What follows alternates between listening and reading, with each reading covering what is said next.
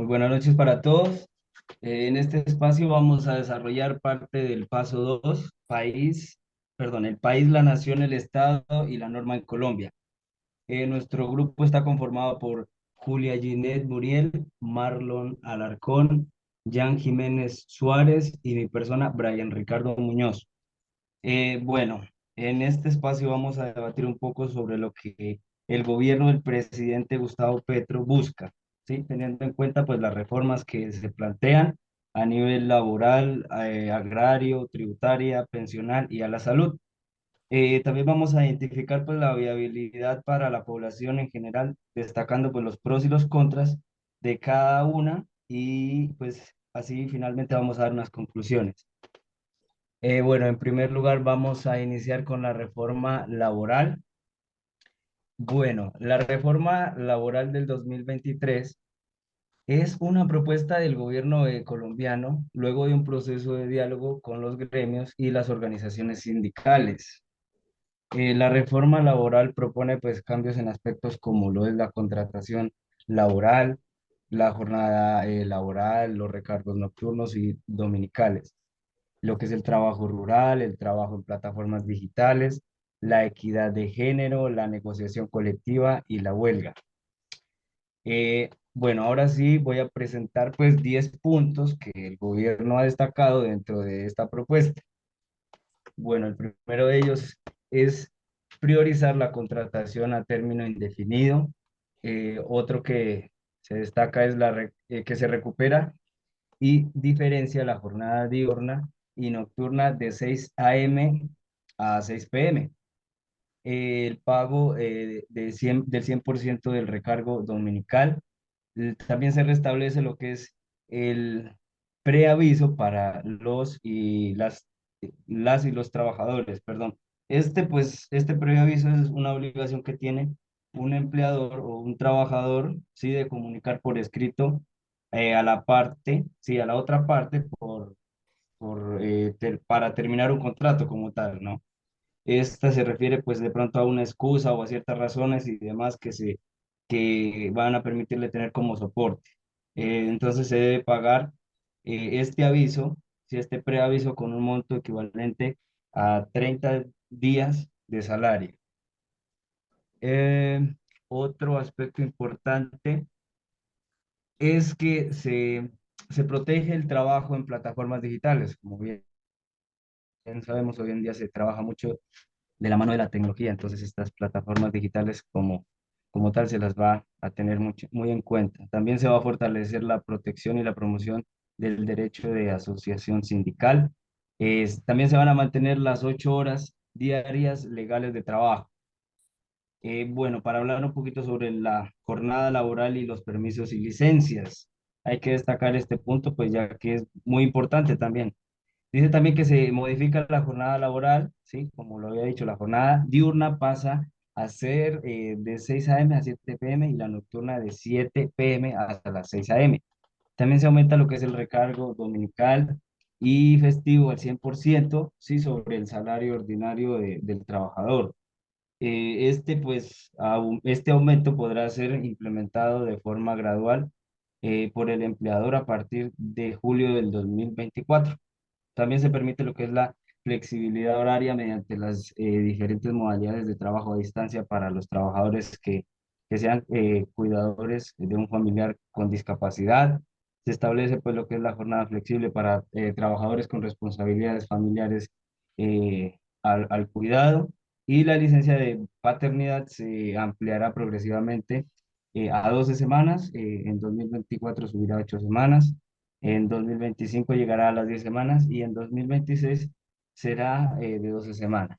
Entonces, a grandes rasgos, esta es la reforma laboral que creo que tiene puntos muy positivos, algunos no tanto, pero bueno, vamos a ver cómo se desarrolla a lo largo del mandato del presidente Gustavo Petro. Entonces, no sé, compañeros, alguno de ustedes que desea intervenir para debatir acerca de esta reforma laboral. ¿Qué tal les parece? Pues a mí me parece muy interesante la reforma laboral porque prácticamente va a cambiar la vida de los colombianos. Muchas personas van a tener o sea, van a tener la posibilidad de vivir dignamente. Entonces, las reformas que se están haciendo actualmente nos van a brindar un mejor bienestar y pues si en realidad pues algunas aún no las han aprobado, ¿no? Pero si las aprueban, pues va a ser un beneficio para toda la sociedad. Me parece Exactamente. excelente esa reforma. Gracias, compañera. No sé si algún otro compañero desea intervenir o si no, pues damos paso a la reforma agraria a cargo del compañero Marlon. Por mi parte, yo sí quiero decir algo sobre la reforma del compañero. Dale, compañero. En mi opinión, yo creo que puede ser tanto bueno como malo, debido a que están ampliando los campos en donde se aplica ese tipo de reforma, se está ampliando a la parte del Internet o la parte del trabajo virtual, aunque es bueno hasta cierto punto para los maestros, para las personas, para obtener oportunidades más amplias. También da paso a que las personas realicen ese tipo de ejercicios de forma mediocre, porque prácticamente algunas veces en las partes virtuales no se ven muchas cosas de las partes presenciales. Y las protecciones también se pueden usar de manera equivocada o de manera beneficiosa para algunas personas que no deberían de hacerse. Esa es mi pequeña opinión.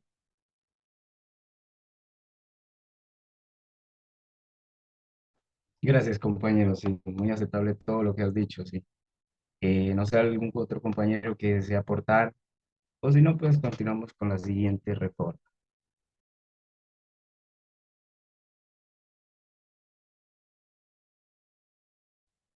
Bueno, creo que avanzamos con la siguiente reforma, por favor. De acuerdo. La siguiente reforma es la reforma agraria. La reforma agraria se puede definir como es evitar que un factor de producción, es decir, la tierra, se mantenga en propiedad de unos cuantos agentes económicos, es decir, que la tierra se mantenga en manos de personas que no sepan manejarla y no sepan utilizarlas para producir buenas cantidades de plantas o de alimentos a lo que están destinados esas tierras. Entonces, la reforma agraria debe decirse que se ha utilizado en Asia, en Europa y aquí en América Latina a lo largo del siglo XX. Entonces, en el último año, en Cincelejo, Sucre, el 3 de agosto de 2023, en una asamblea popular campesina se presentó el actual presidente Gustavo Petro y empezó a confirmar y a renovar la reforma agraria que hace mucho tiempo no se veía modificada. De acuerdo a lo que dijo el presidente Gustavo Petro, se ha de utilizar 8 subsistemas para el manejo de las reformas agrarias. El primero es un subsistema de adquisición, adjudicación de tierras y garantía de derechos territoriales de los campesinos, pueblos indígenas y de las comunidades negras, afrocolombianas, raizales y palanqueras. Es decir, un tipo de subsistema para manejar las tierras. El segundo es el subsistema de delimitación, constitución, consolidación de zonas de reserva campesina, delimitación y uso y manejo de playones y sabanas comunes y de organización y capacitación campesina. Como lo dice ahí, es para el manejo de zonas de reserva campesina. En tercera, el subsistema de ordenamiento territorial y solución de conflictos socioambientales para la reserva agraria. respetando el derecho a la objeción cultural de los pueblos indígenas y de las comunidades negras, afrocolombianas, raizales y palanqueras. Es decir, un sistema que haga respetar los derechos de las comunidades top, de las comunidades, espérame un momento, campesinas. Del cuarto, el sistema de acceso a derechos y servicios sociales básicos, infraestructura física y adecuación de tierras. Un subsistema general que abarque un poco de todo. El subsistema número 5, que es el subsistema de investigación, asistencia técnica, capacitación, transferencia de tecnología y diversificación de cultivos coordinado por el Ministerio de Ciencias, Tecnología e Innovación. Es decir, las partes de investigación sobre cultivos para los campesinos por parte del Ministerio. El sexto es el sistema de estímulo de la economía campesina, familiar y comunitaria, es decir, del manejo de la economía de los campesinos, de un modo u otro, ya sea de demanda y oferta. El séptimo es el subsistema de crédito agropecuario y gestión de riesgos, coordinado por el Ministerio de Agricultura y Desarrollo Rural, es decir, ese sistema de peligro, de advertencias y peligros y de acción rápida ante posibles problemas naturales. Y el último subsistema, nuestro sistema de delimitación, constitución y consolidación de territorios indígenas y de territorios colectivos, de comunidades negras, afrocolombianas, raizales y palanqueras. Es decir, nuestro sistema que ayuda a vigilar los territorios y los ayude a manejarlos. Esos, esos son los 8 puntos que se han planteado en el último año por por el más reciente presidente Gustavo Petro sobre la reforma agraria en Colombia. Pues, por mi parte, yo creo que esta reforma puede ayudar bastante a manejar la forma en cómo se manejan los campesinos y cómo se manejan sus propias tierras. Aunque claro está, también tiene las problemáticas de que puede que sean muy intrusivos en cuanto al propio territorio de los campesinos. Todo se puede ver en un futuro próximo y toca que esperar los resultados de los pensamientos y la proposición del señor presidente. No sé qué pensarán mis compañeros sobre esta reforma agraria. Compañero, pues por mi parte considero pues que esta reforma agraria como tal pues sí busca solucionar desde mi punto de vista dos problemas interrelacionados como lo son la concentración de la propiedad de la tierra en pocos dueños y la baja productividad agrícola, ¿no? Bueno, considero que es muy importante lo que se establece, lo cual, pues, desde mi punto de vista, esta parte de repartir las tierras a los campesinos a fin de otorgarles la posesión legal de su espacio de trabajo, permitirá, pues, garantizar lo que es su seguridad alimentaria y la autonomía de organización de cada uno para poder, eh, como tal, vender sus productos y abastecer, pues, a la sociedad de lo que producen.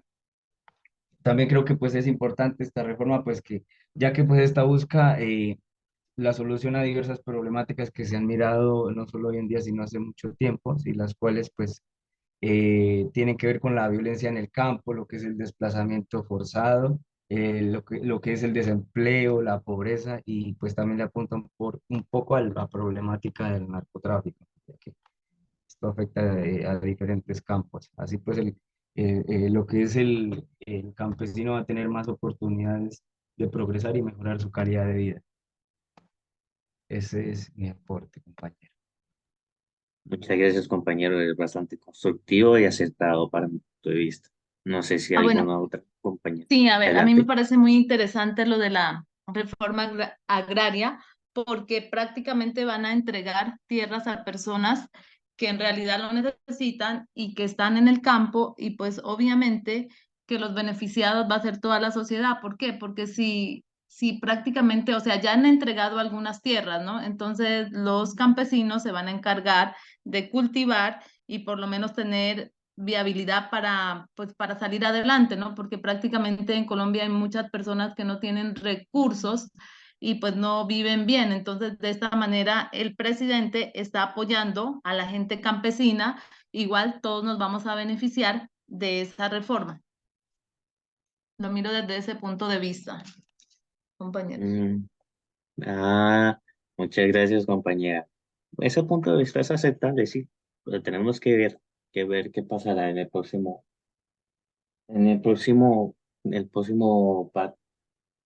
partes de tiempo que vengan en un futuro para Ah, determinar. claro, porque Exacto, sí. sí, porque prácticamente muchas tierras, o sea, prácticamente a los campesinos no van a tener que pagar ningún dinero, simplemente son tierras que se les van a donar.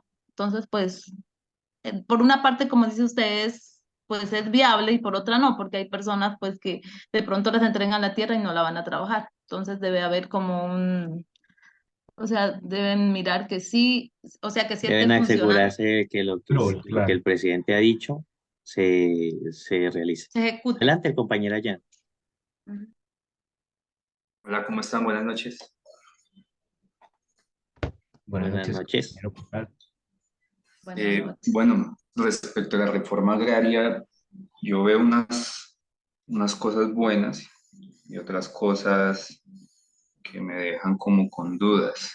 O sea, me parece bueno, por ejemplo, el asunto de que hay tierras improductivas, hay tierras que están quietas y hay tierras que no están produciendo, eh, las cuales pues hay que realmente ponerlas a producir. Me parece bueno también el tema de que de que haya una atención especial para la parte rural, teniendo en cuenta que desde hace más o menos unos 60 o 70 años Colombia viene viviendo una migración interna hacia las urbes y la mayoría de la gente pues siempre ha dejado el campo y ha venido a la ciudad, digamos que por el tema de la falta de oportunidades. Entonces, creo que hay que incentivar que la gente se quede en las montañas y se quede en el campo, porque al fin y al cabo la tierra siempre va a ser necesario trabajarla, siempre va a haber gente, bueno, todos aquí comemos algo, todos comemos arroz, todos comemos yuca, papa, eso siempre va a ser necesario, pero vamos a tener problemas de abastecimiento precisamente cuando la mano de obra siga migrando hacia las ciudades en busca de oportunidades.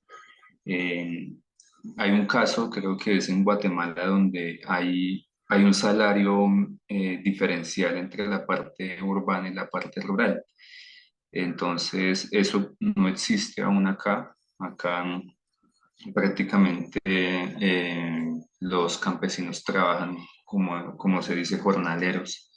Ellos se ganan cierta cantidad de plata por el día de trabajo, es bastante informal y, y esa parte es necesario mirarla, empezar como a incentivar la creación de empresa a nivel rural y la creación también de cooperativas como de pronto la tienen los cafeteros, que creo que es de las pocas cooperativas que hay, la de los cafeteros y la de Fede Arroz, porque no hay más. Pero sí tengo unas dudas en cuanto a otro tema, por ejemplo, lo que decían ahorita respecto a las tierras que se van a entregar. Pues digamos que las tierras, me imagino que algunas tendrán dueño, pues porque no hay tierras por ahí nada más. Entonces la cuestión es, esa tierra tiene un dueño y el dueño no la está trabajando, el dueño la tiene ahí quieta. Entonces la pregunta es, ¿esa tierra se la van a quitar o se la van a comprar? Si se la quitan, porque no la está trabajando, diríamos que estaríamos violando el derecho a la propiedad privada, ¿no? Y si es una compra, eh, cuánto dinero hay para comprar tierras y cuántas tierras se piensan comprar y a qué campesinos específicamente se le piensa entregar esas tierras. Entonces, son dudas que tal vez no están resueltas, eh, pero pues habrá que esperar qué pasa, ¿no? Que el Congreso qué puede decir sobre eso, aunque creo que la reforma agraria ya está aprobada, pero no tengo claridad sobre esos aspectos de dónde va a salir el dinero, ¿no? Porque el Estado las piensa comprar para dárselas a otros a campesinos, pero ¿de dónde va a salir el dinero para comprar esas tierras? Ya ese sería mi aporte. Ah, de acuerdo. No. En cuanto a tu punto de vista, por mi parte, yo pienso que hay varias formas de negociar con esas personas. Uno, como ciudadano normal, común y corriente, uno no puede decir que uno lo sabe todo, pero al menos puede uno hacer situaciones hipotéticas, como por ejemplo que los compran o que les dan un cierto porcentaje de las ganancias de un futuro próximo o que de pronto tienen una participación hasta cierto punto. En fin, hay varias variables que pueden tener en cuenta a la hora de entrar en el tema de las compras y las ventas del terreno. Para eso son los sistemas, pero ya sería, ya sería solo esperar a mirar si eso se pone en punto. Ahora, creo que hay alguna duda más, o si no, continuamos con el siguiente tema, con la siguiente reforma.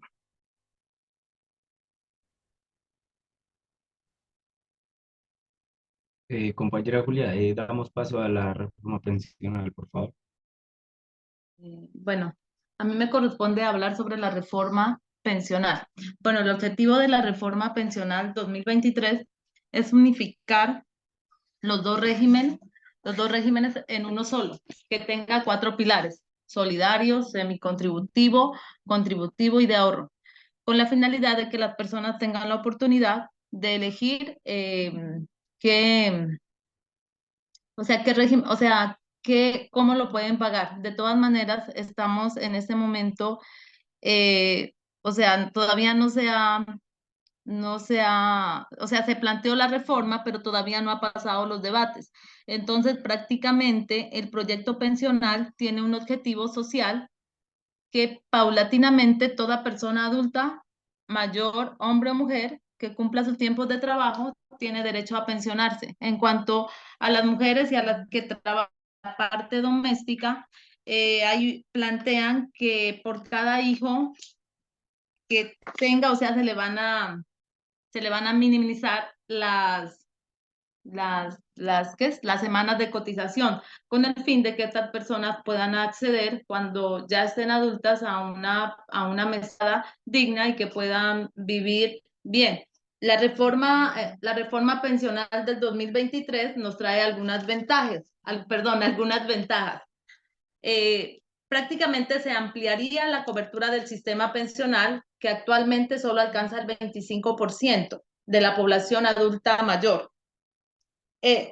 Otra ventaja es que reduciría la desigualdad y la pobreza entre los adultos mayores al garantizar una renta básica universal y una pensión mínima digna.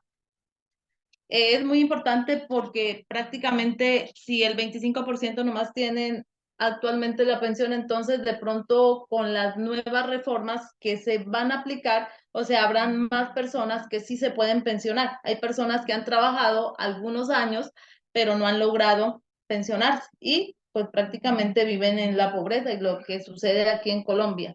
No hay equidad, no hay igualdad, no hay justicia social. Entonces, qué importante sería que pues estas reformas se apliquen en estos años de que está el nuevo presidente, y ojalá sea para bien. Otra ventaja es mejorar la equidad de género al reconocer el trabajo doméstico y reducir las semanas de cotización de las mujeres. como ya les decía, que por cada hijo, pues pueden reducir las semanas de cotización. Otra ventaja es fortalecer la sostenibilidad financiera del sistema pensional al crear un fondo de ahorro intergeneracional y diversificar las fuentes de financiación. Entonces, con esto prácticamente la reforma pensional sería un éxito, porque todas las personas que trabajan pues lograrían algún día tener su pensión y pues vivir mejor en comparación a lo que se vive actualmente. Entonces, yo fui muy breve en lo que tiene que ver con la reforma pensional, porque prácticamente pues son proyectos que todavía no se han, pues no se han, o sea, no han dado la viabilidad de que sí se van a desarrollar, está en proceso. Entonces, compañeros, para que ustedes opinen sobre esta reforma, porque siempre es algo compleja, no me parece como tan fácil y hay muchos puntos que ustedes me pueden colaborar allí. Sí, claro, compañera, pues desde mi punto de vista creo que hay que revisar muy bien esta reforma. Así por encima, pues se mira que tiene muchos puntos favorables, sí, ya que pues nos habla de que se va a fomentar el ahorro para la vejez, ¿no? Para una vejez digna. También ofrece alternativas de inversión rentables y seguras pues para los trabajadores, como bien lo decías. También apunta a mejorar la calidad de vida de pues, de los adultos mayores, ¿no? Como bien podemos verlo, y asegurarles la renta digna que les permita cubrir sus necesidades básicas. Eso fue lo que eh, logré identificar de esta reforma. Gracias, compañero. Muy interesante tu opinión personal. Mi opinión, yo supongo que de lo que oí, por lo que dices, está muy atrasado el sistema de reforma pensional, porque ni siquiera tiene un sistema definido completo, pero ya tienen partes de lo que debe ser un sistema completo. El problema es que todavía no han decidido implementarlo o no han decidido intentarlo en algún lugar de Colombia para ver cuáles son los fallos o cuáles son las partes que se necesitan comprender sobre ello.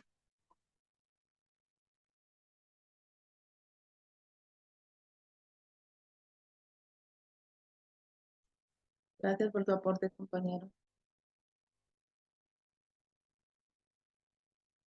Compañero Jan Jiménez. Eh, ya creo que se nos va a acabar el tiempo, ¿no?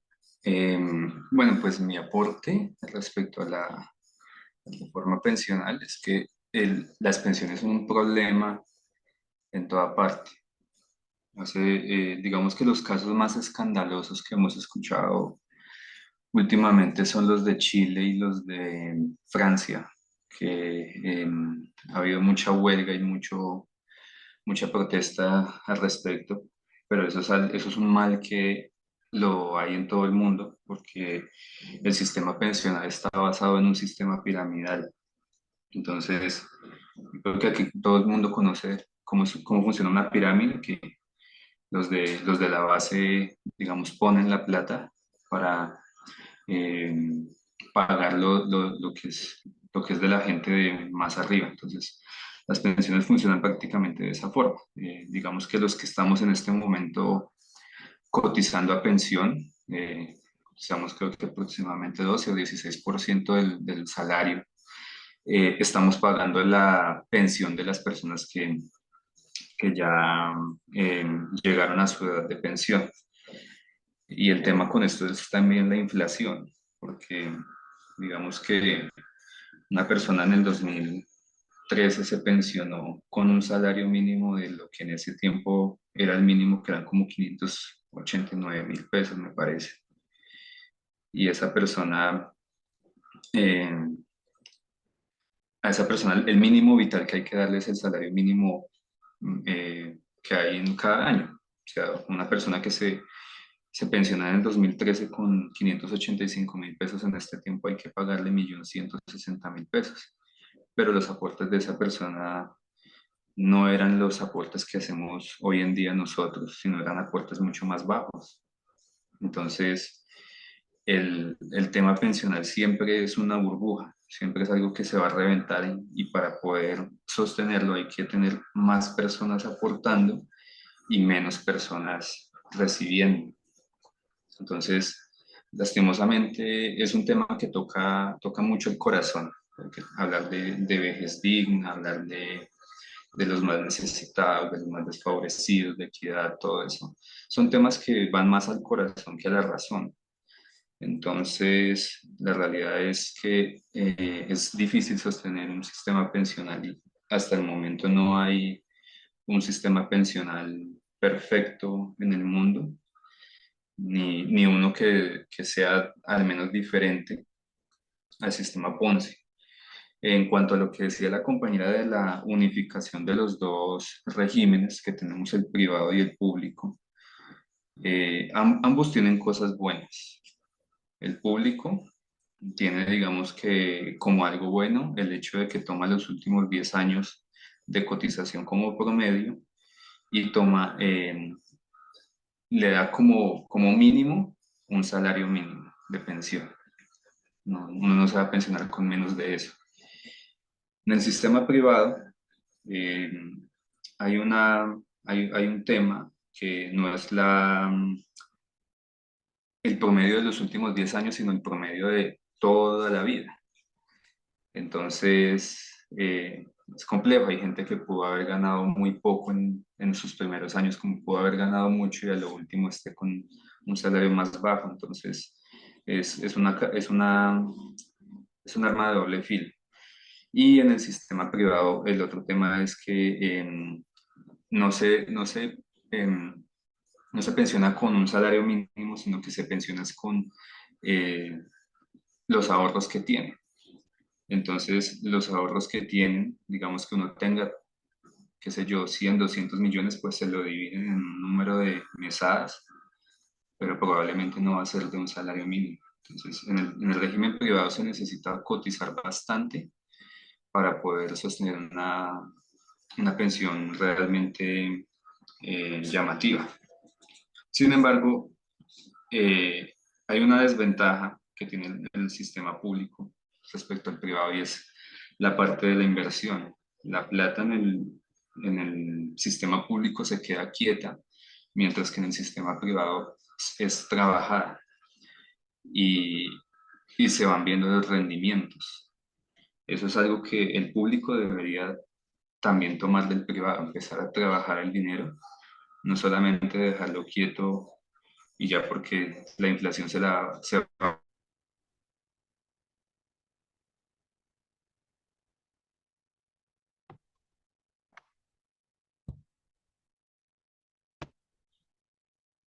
Bueno, damos paso a la reforma a la salud con el compañero Jan.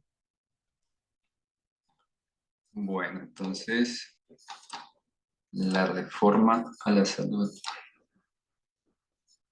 La reforma a la salud, según la página del Congreso, es la propuesta del gobierno Petro que busca cambios profundos en el sistema de salud del país, quitándole poder a las EPS y volviendo a un modelo de atención más apoyado en las entidades públicas que en las privadas. Entonces, digamos que el pilar o el fundamento de la reforma a la salud es básicamente cerrar las EPS. Entonces, eh, con este tema de la salud,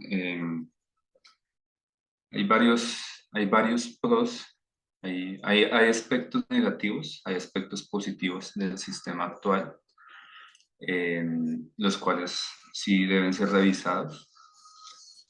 Digamos que entre los aspectos positivos es que la ley 100 del 93 buscaba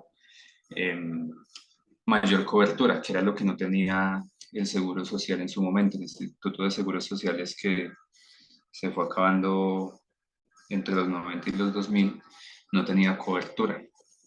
Solamente estaban aseguradas las personas cotizantes, pero no había universalidad.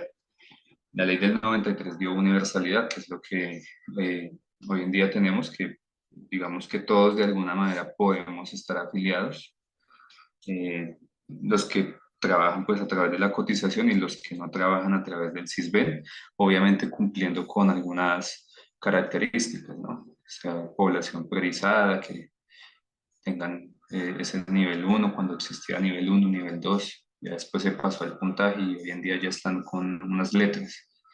Entonces esa era una de las, es una de las ventajas que tiene, uno de los aspectos positivos que tiene el sistema de salud actual.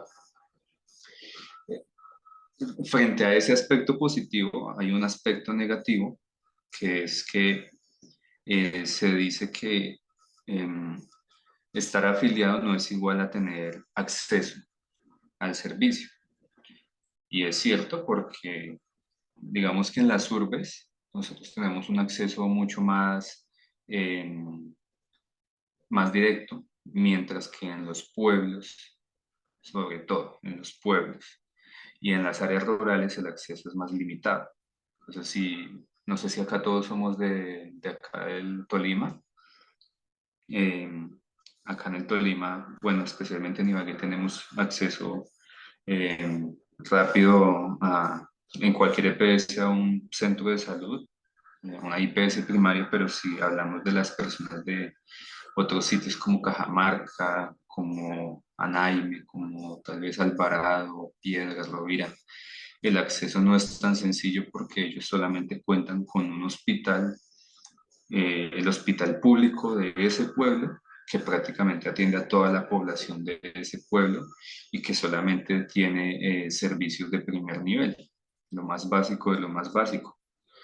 Entonces, ese es un problema, que no hay suficiente oferta para cubrir a los afiliados, sobre todo en los territorios apartados.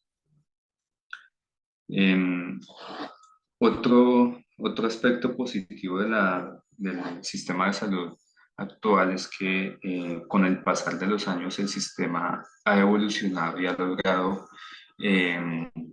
digamos que, reducir un poco los trámites, porque si hablamos del sistema de salud hace más o menos unos 10 o 15 años, absolutamente todo se tenía que autorizar en las EPS. Y hoy en día tenemos varios tipos de contratación, entre esos el pago global prospectivo, y tenemos también la cápita, que son contrataciones que hacen las EPS con las IPS de forma global. Digamos, es una bolsa de servicios en la cual se le paga, la EPS le paga a la IPS por un número total de afiliados para que le den un número, una bolsa de servicios durante un mes, sin que el afiliado tenga que ir a autorizar el servicio. Entonces, esa es una ventaja. Como aspecto negativo, pues el aspecto negativo es que no está todo. No todos los servicios están ahí, porque hay servicios que se llaman evento, que son los servicios que no están incluidos en un contrato de estos, sino que cada vez que resulte un paciente con una de esas condiciones, pues se hace una autorización. Entonces, por ejemplo, entre los pagos globales y la cápita están incluidos una calza, por ejemplo. O sea, a un paciente no lo debe mandar a una EPS a autorizar una calza, una extracción de una cordal, pero en el caso de los servicios evento, sí se autoriza, por ejemplo, una endoscopia, eh, una, una cirugía de hernia, porque son procedimientos que no se ven continuamente, no son tan de rutina, por así llamarlos, y no están incluidos dentro de ese tipo de contrataciones. Entonces, es un aspecto negativo. O sea, ahí es donde se habla mucho de que no hay acceso o de que hay barrera y que por eso entonces hay que acabar las EPS. Entonces, el asunto no es tanto de acabar con el sistema actual, sino más bien de revisar algunos puntos y hacer una corrección a esos puntos. Bueno, por mi parte, Estos serían pues un resumen muy breve de los aspectos negativos y positivos. Sin embargo, sí me gustaría de pronto destacar rápidamente la posición de algunas EPS. Hace poco estuvieron por ahí muy nombradas en agosto, que fueron la EPS Sura, la EPS Sanitas y la EPS Compensar, las cuales enviaron una carta conjunta al ministro de Salud actual, a Guillermo Alfonso Jaramillo, donde ellos indicaban que a partir del mes de septiembre pues iban a enfrentar una serie de dificultades económicas. Y pues en esta carta ellos lo que hacen ver al gobierno es que el problema que hay actualmente está es en el valor de la UPC.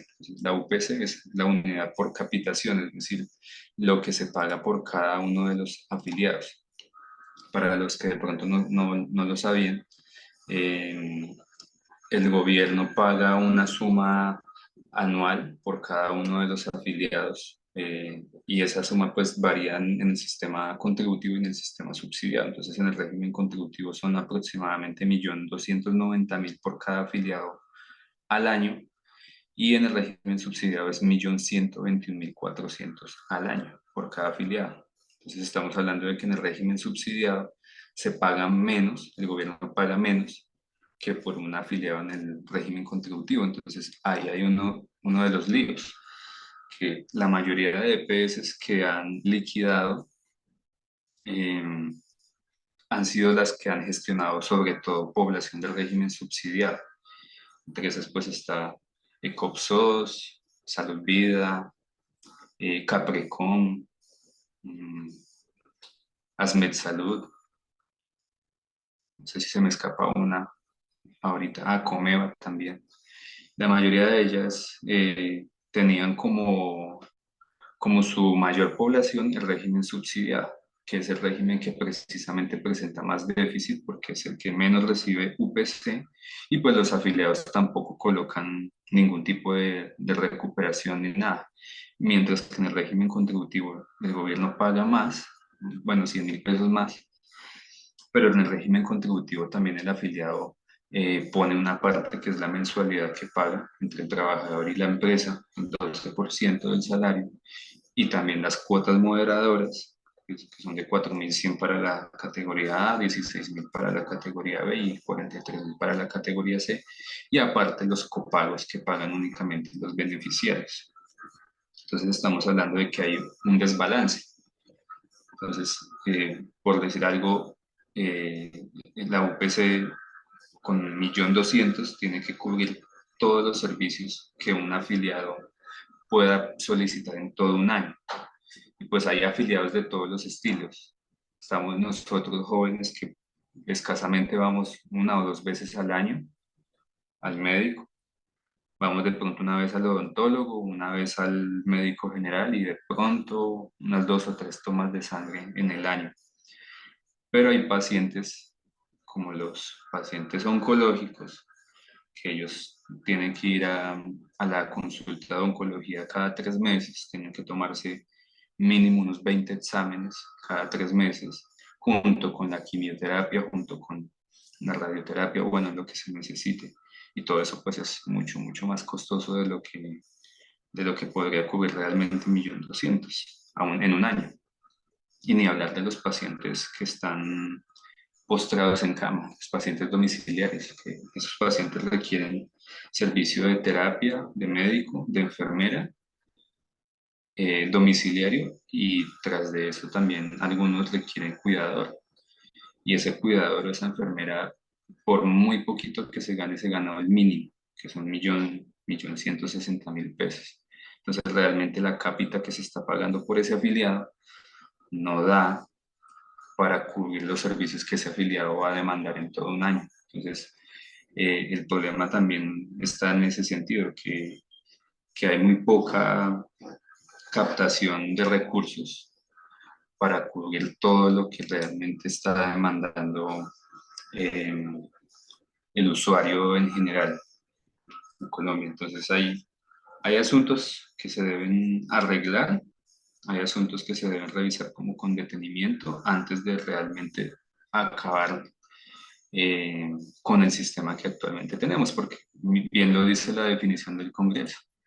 eh, lo que se busca es volver a un modelo de atención apoyado en las entidades públicas.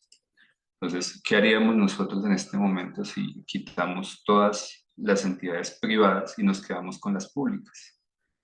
En el caso del Tolima nos quedamos apenas con el Hospital Federico Lleras y el Hospital San Francisco. Se van todas las demás.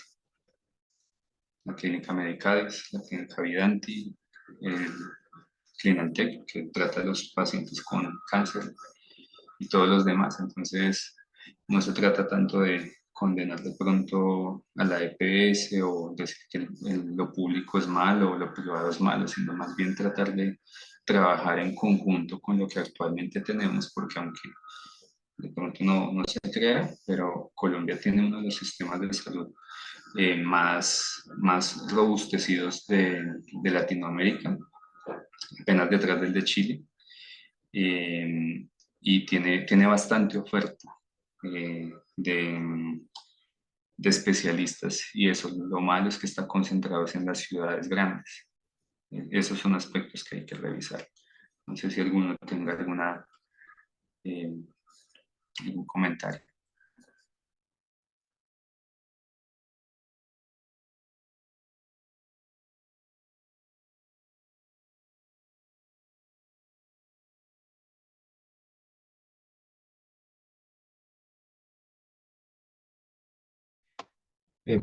Compañero, yo creo que usted pues ha hecho un análisis muy bien, muy detallado, creo que todo nos ha quedado muy claro.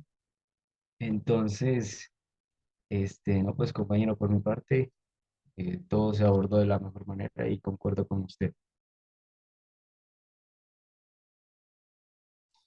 Sí, y en cuanto a los mecanismos de participación, yo creo que hasta el momento en ninguna de las reformas hemos estado, eh, la ciudadanía en general no ha estado muy al tanto, ni tampoco ha participado mucho, ¿no?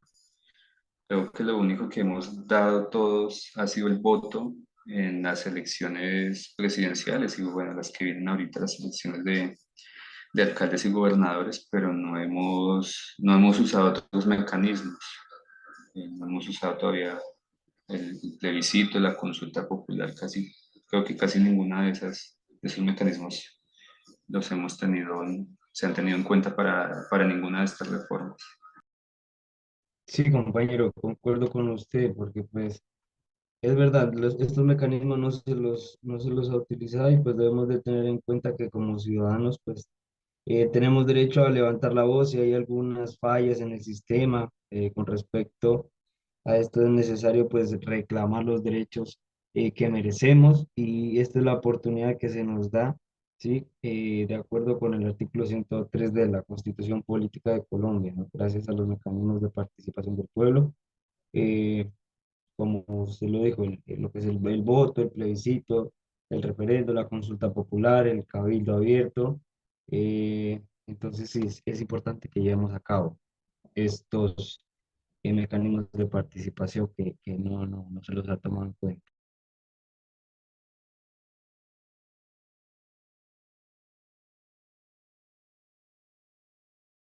Eh, por mi parte, yo creo, sí, el compañero ha expresado varios ejemplos y varias problemáticas sobre la reforma de salud. También tenemos que tener en cuenta de que, como él dijo, algunos de estos todavía quedan fallando en ciertas partes debido a que no complementan el ejemplo, no se complementa. No se complementan los servicios hacia los pacientes y solo están concentrados en ciertas partes esas partes generales de la parte de salud. Entonces, en esta cuestión, yo diría que algunas veces la gente opta por gastar un poco más de dinero para hacer una revisión en un hospital privado que en los hospitales públicos debido a esta problemática, ya que en los hospitales públicos siempre hay el problema de que no se atiende completamente o los mandan nuevamente al médico para que vuelvan a enviarlos a un especialista, luego al especialista al médico, luego el médico al especialista, y así sucesivamente como círculo vicioso, sin darle o recetarle lo que se necesita al paciente. Entonces, por eso es que varios optan por ir y hacerse en sus propios exámenes en los hospitales privados. Siempre falta algo, siempre.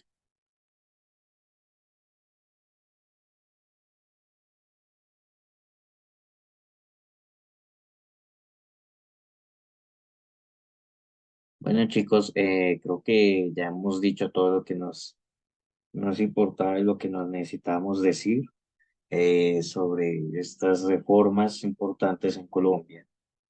Pero al final y al cabo, después de explicar tanto, ¿qué es lo que necesitamos? ¿Qué es lo que aprendimos? ¿Qué conclusión podemos sacar de todo esto?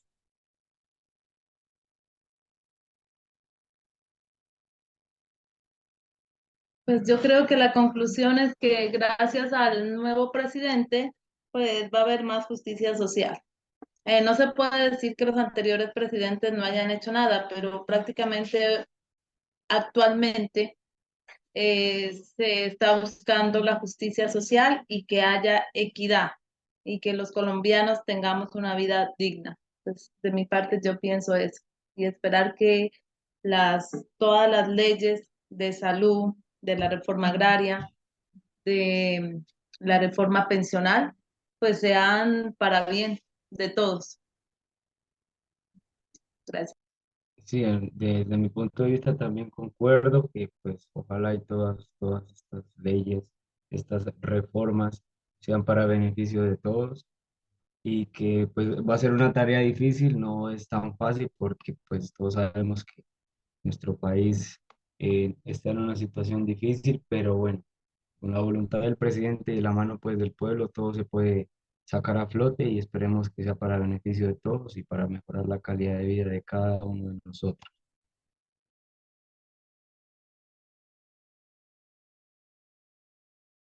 Por mi parte, creo que la conclusión que debemos sacar es que cada reforma tiene su propia parte positiva y su propia parte negativa. Incluso si vamos mejorando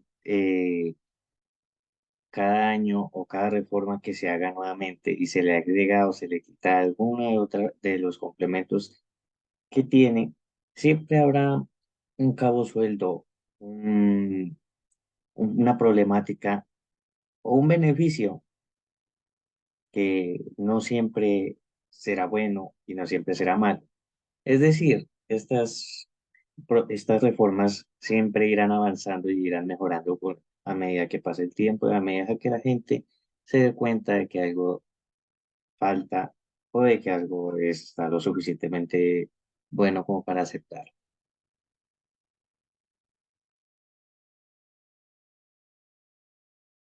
¿Alguna conclusión más?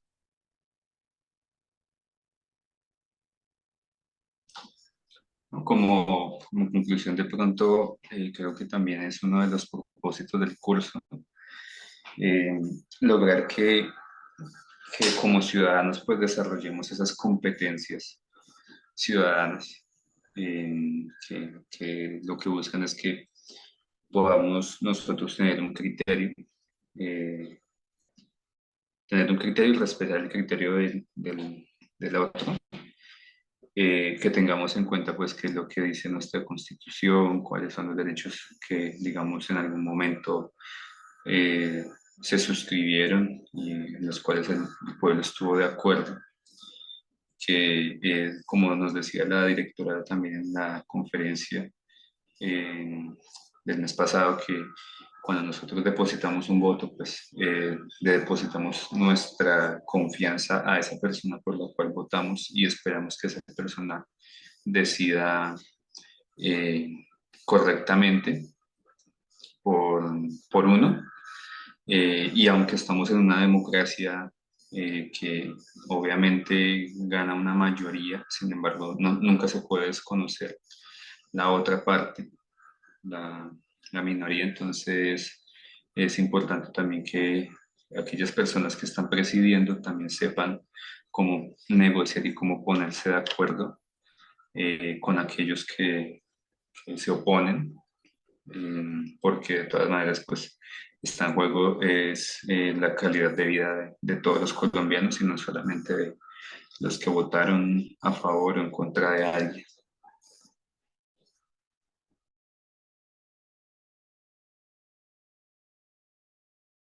¿De Perfecto, acuerdo, compañeros. compañeros? Ah, adelante, compañero.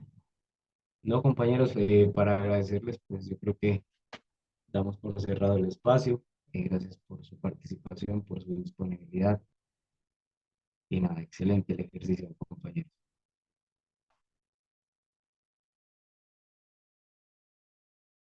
Hasta una nueva oportunidad, compañeros. Muchas gracias. Muchas gracias Bueno, a todos por chao. asistir y gracias por sus pensamientos. Nos vemos en una próxima oportunidad.